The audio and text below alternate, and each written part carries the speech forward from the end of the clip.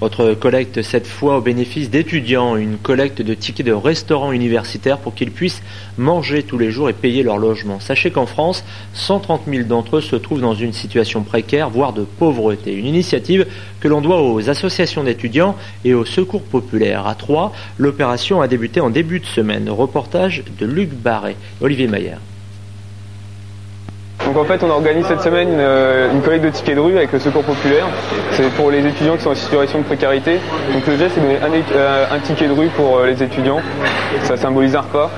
Aujourd'hui, nombreux sont les étudiants qui ne peuvent débourser quotidiennement les 2,65 €, le prix d'un ticket pour se payer un repas complet au restaurant universitaire.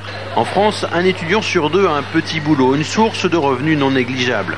Le problème de la pauvreté et de la précarité touche de plus en plus le milieu étudiant. Et on remarque depuis 2-3 ans une montée en flèche d'une précarité étudiante, d'une pauvreté grave. On peut estimer qu'à peu près 1,5% des étudiants, ce qui représente 22 000 et des brouettes étudiants en France, vivent dans une situation très très grave.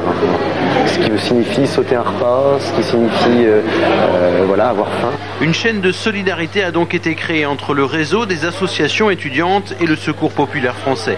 En quelques jours sur 3, une centaine de tickets rue ont déjà été récoltés et quelques dons en euros ont également été enregistrés. Une entraide existe entre les étudiants.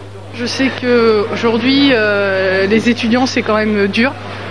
Moi, je peux encore me permettre de manger, mais il y en a, ils peuvent pas. Donc c'est un geste, ça coûte pas cher et puis bon, ça permet d'aider tout le monde, quoi. Aux étudiants qui sont dans le besoin, le Secours populaire a donc décidé d'ouvrir ses portes. Pour l'association humanitaire, c'est un nouveau public qu'il faudra donc traiter autrement. On va déjà chercher un lien avec une association étudiante, voire éventuellement pour travailler avec les assistantes sociales de ces écoles, pour qu'on puisse cibler les gens qui sont vraiment dans le besoin. Et à ce moment-là, on les aidera. On essaiera d'éviter tout le système administratif dossier qu'on peut amener, puisqu'ils auront été identifiés avant, et pour les inscrire de manière à ce qu'on leur apporte une aide au niveau alimentaire, voire vestimentaire. À Troyes, cette opération humanitaire devrait continuer toute l'année, car la réussite des études ne se limite pas à l'apprentissage des connaissances. Un étudiant qui a le ventre vide, c'est un étudiant précarisé qui à terme abandonne ses études.